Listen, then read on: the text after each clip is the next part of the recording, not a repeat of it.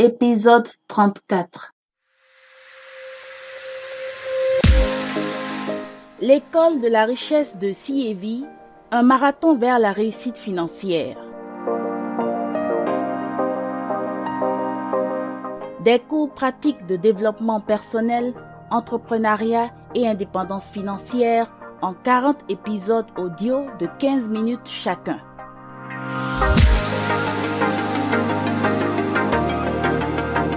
L'école de la richesse de CEV, une production de CEV Consulting, présentée par Eliane Dakpogan, consultante en langue et communication.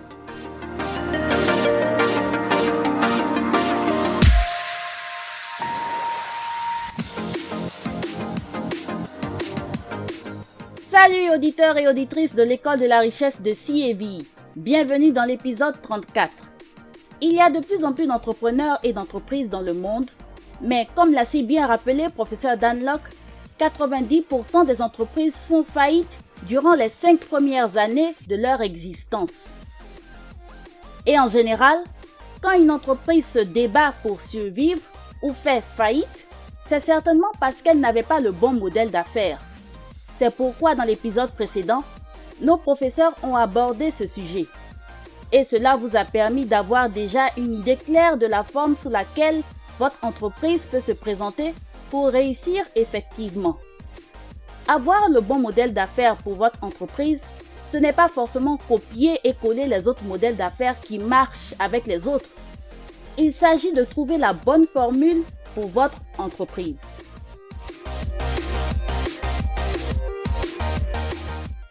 Mais qui décide du modèle d'affaires? C'est l'entrepreneur. En clair, si votre entreprise réussit, c'est grâce à vous. Si votre entreprise échoue, c'est à cause de vous.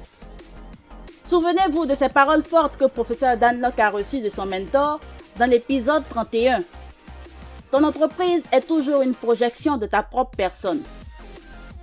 C'est pourquoi, dans le 4e épisode de cette série spéciale sur les bases de l'entrepreneuriat, il vous faut absolument étudier ceci pour garantir votre réussite.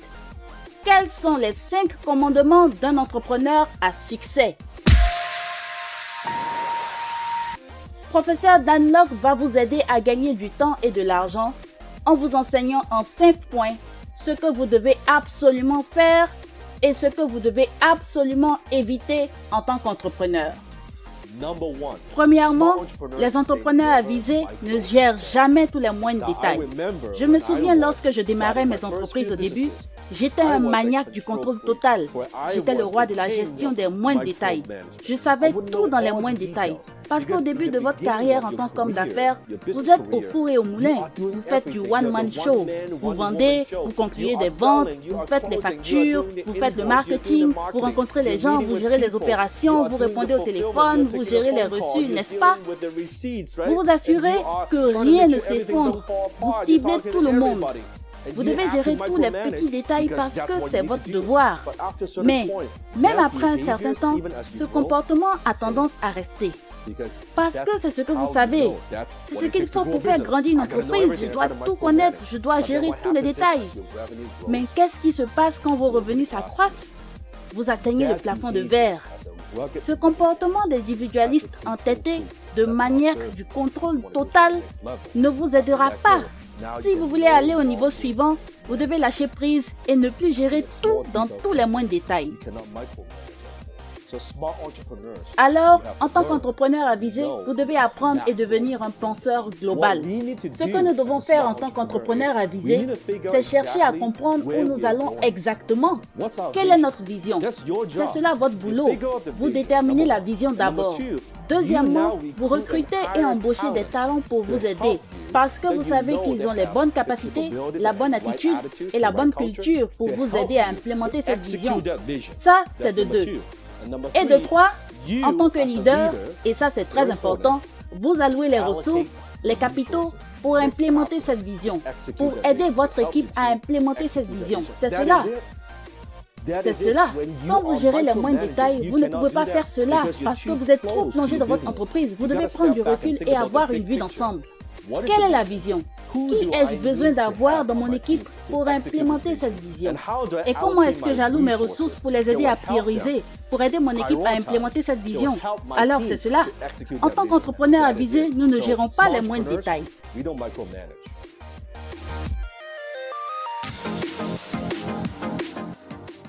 Deuxièmement, les entrepreneurs avisés ne disent pas oui à tout.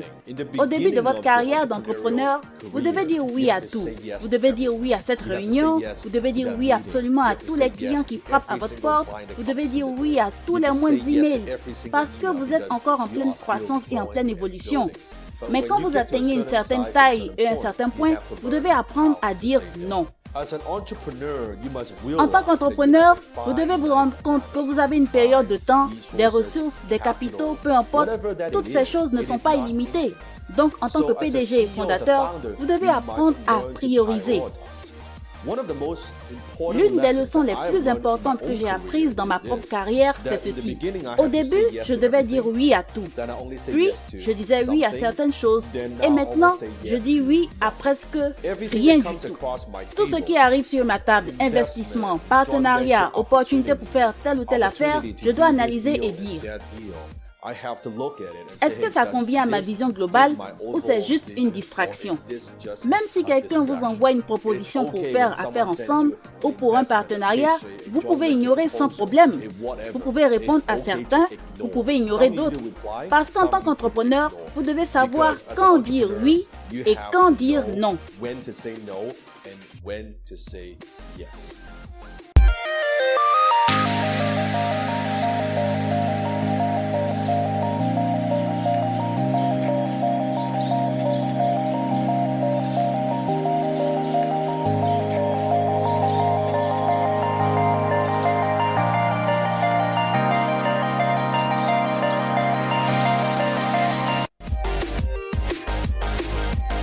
Quels sont les 5 commandements d'un entrepreneur à succès?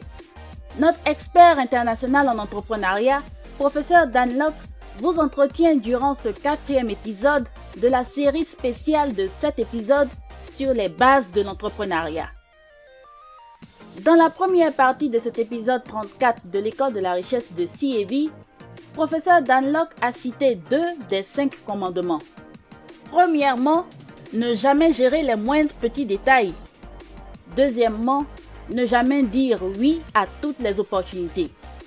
Passons à présent aux 3 autres commandements.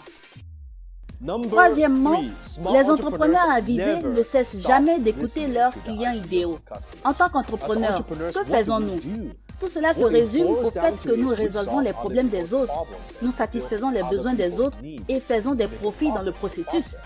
Nous ne pouvons pas satisfaire les besoins des autres si nous ne pouvons pas comprendre qui sont nos clients idéaux. Vous savez, vous n'avez pas besoin d'être le génie en marketing. Vos clients sont les génies en marketing. Ils vous diront ce qu'ils veulent. Ils vous diront ce qu'ils aiment. Et ils vous diront aussi ce qu'ils n'aiment pas et ce pourquoi ils sont prêts à payer. Ils parlent avec leur porte-monnaie, c'est simple. Vous voyez beaucoup d'entrepreneurs passer beaucoup de temps à travailler sur la chose ou à améliorer leur chose, mais ils ne prennent pas suffisamment de temps pour écouter les clients. Est-ce que c'est vraiment ce qu'ils veulent au juste? Est-ce qu'ils vous ont dit que c'est ce qu'ils veulent? Est-ce qu'ils vous ont donné un feedback ou alors vous êtes en train de faire des choses dont personne ne veut? C'est comme ça que beaucoup d'entrepreneurs échouent. Maintenant, vous pouvez me dire, mais Dan et Henry Ford, quand il inventa les moteurs de la voiture Ford, il a dit à l'époque, si je voulais demander à mes clients ce qu'ils voulaient, alors tout le monde me dirait des chevaux plus rapides. Eh bien, ça, c'est une exception. Si vous vendez une technologie qui vient bouleverser le secteur, c'est une toute autre histoire. Ça veut dire que vous anticipez sur le besoin du marché et vous créez en fait votre propre marché. Je ne parle pas de cela. C'est un très petit nombre d'entrepreneurs qui le font. Pour la plupart des entrepreneurs, nous nous focalisons sur les besoins déjà existants, ce que les gens désirent déjà. C'est ce sur quoi nous nous focalisons et c'est comme ça que nous gagnons la plupart de notre argent. Alors, en tant qu'entrepreneurs avisés, nous ne cessons jamais de prêter attention à ce que nos clients idéaux veulent et à ce dont ils ont besoin.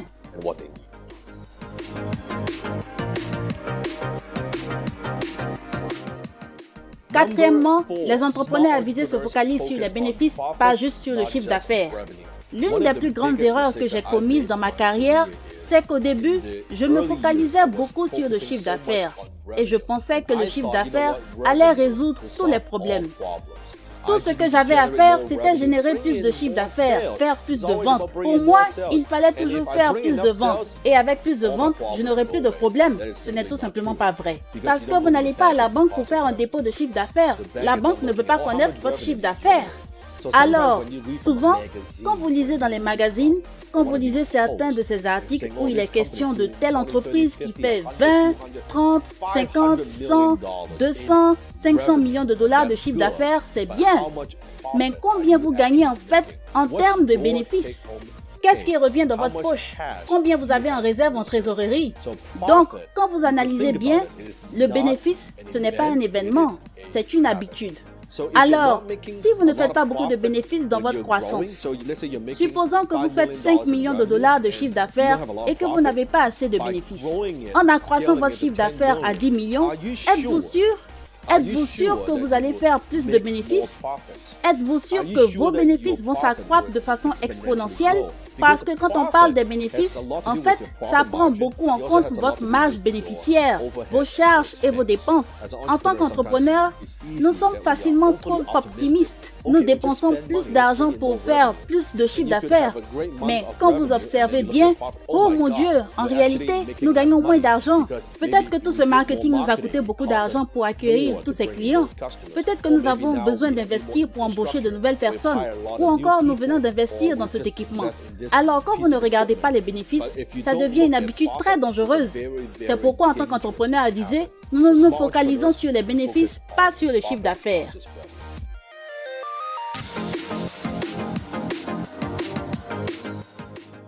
Cinquièmement, en tant qu'entrepreneur avisé, nous ne cessons jamais d'apprendre. Vous savez, jusqu'à ce jour, je lis 2 à 3 livres par semaine. Je suis toujours un élève assidu. Je suis toujours assidu dans l'apprentissage, tout comme plusieurs années auparavant quand je n'avais pas d'argent. Quand je conduis, quand je fais du sport, j'écoute toujours des podcasts où il est question d'entrepreneurs à succès. Quand je travaille, quand je réponds à des emails, quand je vais sur les réseaux sociaux, j'ai des programmes audio éducatifs qui jouent en fond sonore. Parce que je sais que ce n'est pas la quantité de mes connaissances qui compte, mais ma rapidité d'apprentissage. Pour compétir aujourd'hui, vous devez apprendre, vous devez grandir. Vous ne pouvez pas vous arrêter. C'est ce que font les entrepreneurs avisés.